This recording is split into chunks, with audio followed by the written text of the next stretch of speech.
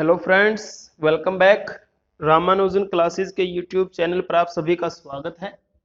तो हम 11th class का थर्ड चैप्टर ट्रिग्नोमेट्रिक फंक्शंस आज स्टार्ट करने जा रहे हैं।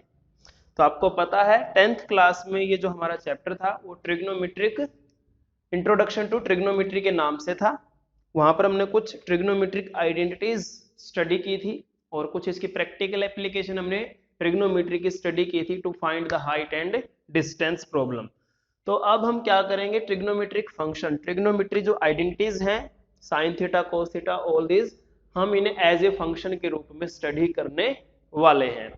तो इसमें हम थोड़ा और बेसिक हम पढ़ेंगे साथ में ट्रिग्नोमेट्री के बारे में, और साथ में कुछ एडवांस भी हम इसमें हमारे 11th क्लास में स्टडी करने वाले हैं।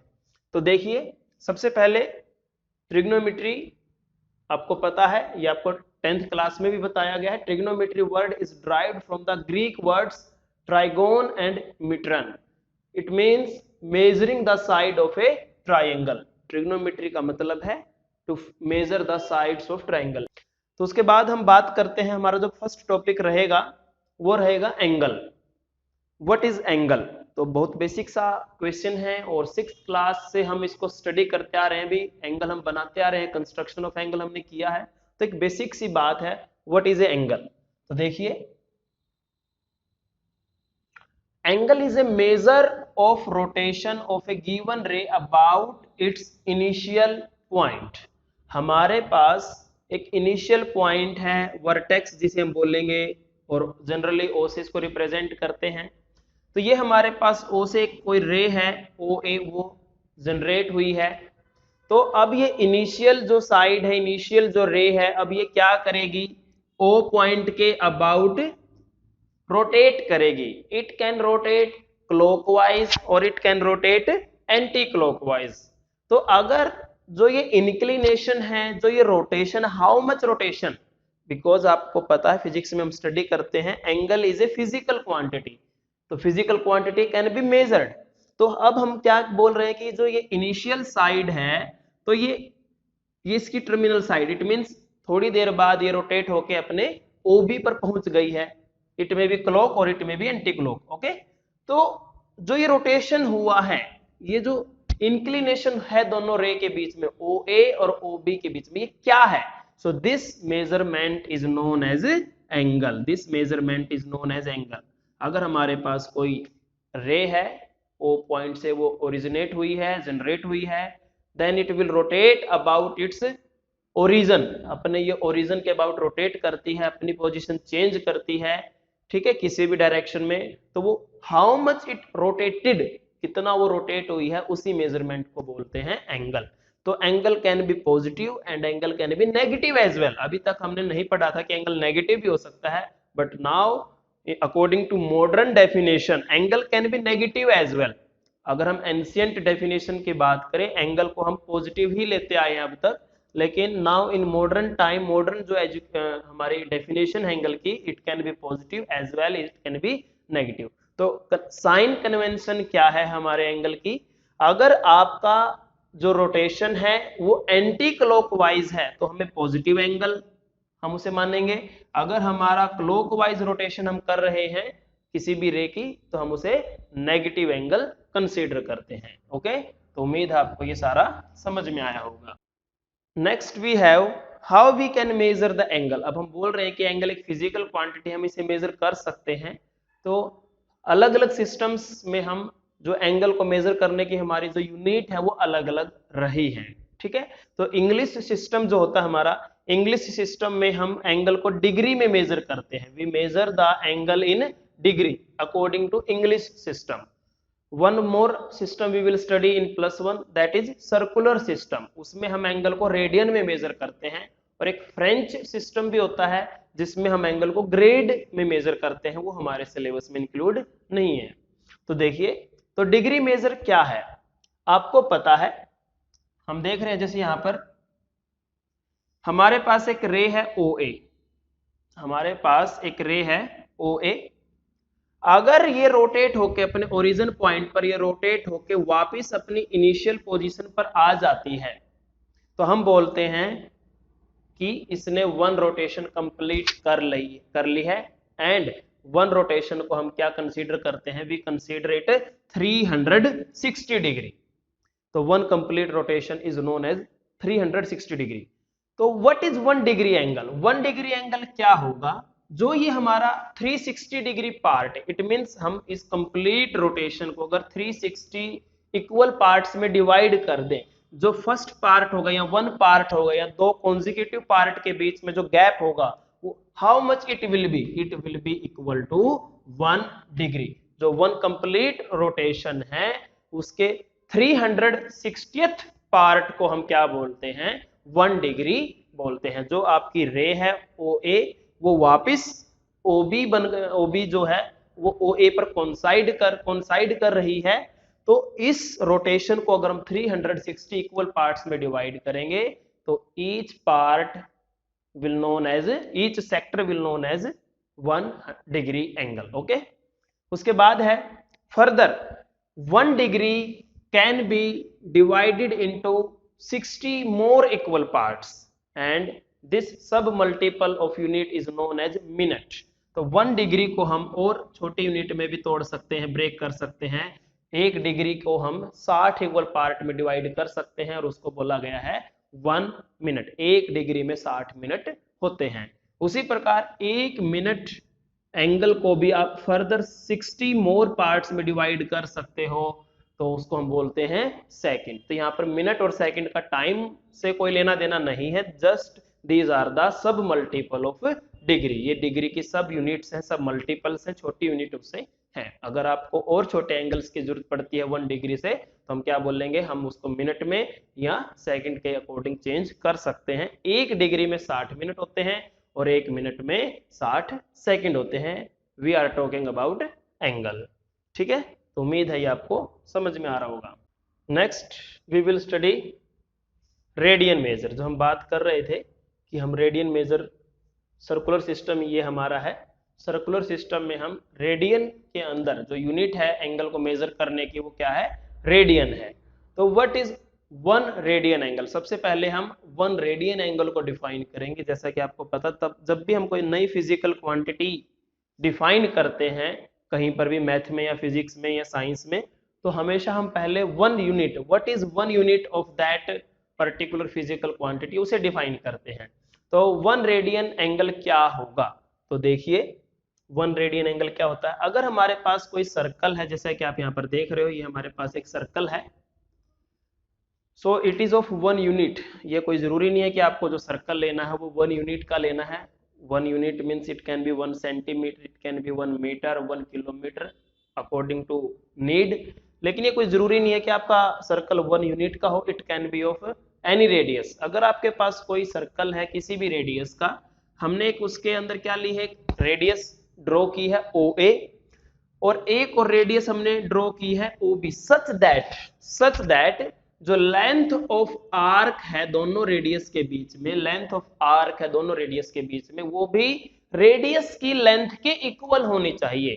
ठीक है, यहाँ पर रेडियस 1 यूनिट है, तो आपकी लेंथ ऑफ आर्क भी क्या होनी चाहिए? 1 यूनिट होनी चाहिए। तो जो एंगल फिर सेंटर पर बनेगा उस एंगल को बोलते हैं 1 रेडियन। और रेडियन को लिखने के लिए हम एक small c as a fix हम यहाँ पर यूज करते हैं। It means it will be read as 1 radian. c का मतलब सर्कुलर सिस्टम से ये लिया गया है। ठीक है, तो 1 रेडियन एंगल क्या है? It is the angle subtended at centre if length of arc between 2 radius is equal to length of radius itself. Okay, तो इसे बोलते हैं 1 रेडियन एंगल। तो अब हम क्या स्टडी करेंगे? डिग्री को हम रेडियन में कैसे चेंज करें और रेडियन को हम डिग्री में कैसे चेंज करें, तो उसके बारे में भी हम स्टडी करने वाले हैं। हाँ जी, नेक्स्ट वी हैव, अभी आपको बताया गया है कि सर्कल की जो रेडियस है वो कुछ भी हो सकती है। ठीक है, it can B r also. तो हमारी जो लेंथ ऑफ आर्क है वो भी r ही होनी चाहिए। तो जनरल हम कर रहे हैं, इफ लेंथ ऑफ आर्क हमारी r है, तो एंगल हमारा सेंटर पर उसने आर्क ने कितना सबटेंड किया है? हमारा 1 रेडियन एंगल सबटेंड किया है। Okay, if length of arc 1 unit हो तो हमारा एंगल कितना बनेगा, सेंटर पे 1/r बनेगा। सिंपल सी बात है, r है तो 1, 1 है तो r। और अगर हम कंप्लीट रोटेशन करते, जैसे हमने लास्ट अभी किया था डिग्री को करते समय, अगर हम 1 कंप्लीट रोटेशन करते हैं तो लेंथ ऑफ आर्क हमारी क्या बनेगी, 2πr बनेगी। तो हमारा एंगल कितना बनेगा, 2πr। तो r से r cancel, it will be 2π, it will be 2π। तो हमारा जो है रेडियन में, रेडियन सिस्टम में या सर्कुलर सिस्टम में अगर हम बोले तो 1 कंप्लीट रोटेशन कितने रेडियन एंगल की होगी, it will be of 2π radian. Now it is angle, 2π क्या है यहां पर हम एंगल के तौर पर ले रहे हैं, it is now 2π radian angle. 1 complete rotation हमारी क्या होती है, 2π रेडियन एंगल की होती है। Okay, 2π radian is equal to 360 degree. अगर 2π हमारा 360 डिग्री के इक्वल है तो 1π रेडियन हमारा क्या होगा, 180 डिग्री के इक्वल होगा। समझिए बात को, सिंपल सी बात है, डिवाइडिंग बोथ साइड बाय 2। तो यहां पर आपको कंफ्यूज होने की जरूरत नहीं है कि जो पाई इक्वल टू 180 डिग्री है, यहाँ पर पाई की वैल्यू जो हम लेते हैं अप्रोक्सीमेट 22/7, ये वही है। बात आप देखिए, सिस्टम आप देखिए क्या है कि हमने यहाँ पर रेडियन लगाया हुआ है, पाई रेडियन है। हम इसको एक पाई को हम सिंगल कोई कांस्टेंट के तौर पर नहीं ले रहे हैं, it is pi radian. So pi radian equal to 180 degree. Pi की वैल्यू 180 डिग्री नहीं है। उसके बाद है 1 radian will be equal to 180/पाई डिग्री।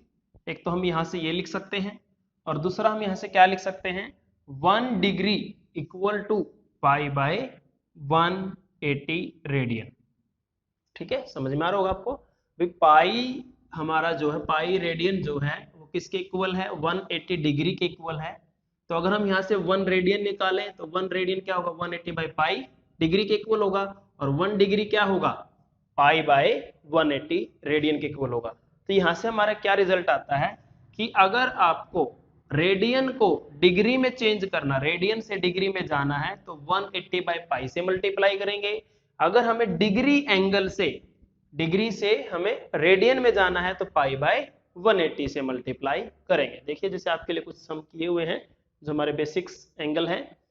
जैसे हमारे पास 30 डिग्री का एंगल है, तो हम इसे रेडियन में कैसे चेंज करेंगे, 30 डिग्री को रेडियन में चेंज करने के लिए हमें π/180 से मल्टीप्लाई करना है, और सोल्व करने के बाद ये π/6 आ जाएगा।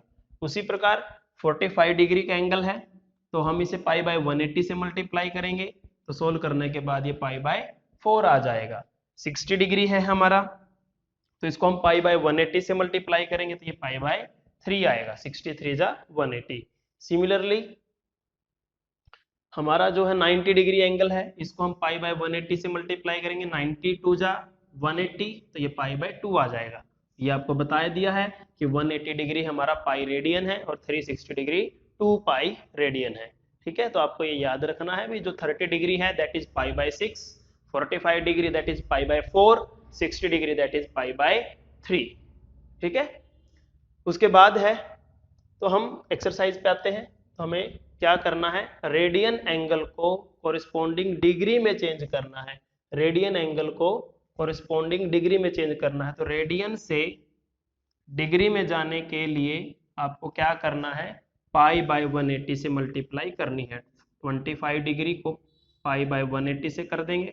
ठीक है, 240 डिग्री को भी हम क्या कर देंगे, π/180 से कर लेंगे। उसी प्रकार 520 डिग्री को भी हम क्या कर लेंगे, π/180 से मल्टीप्लाई कर लेंगे।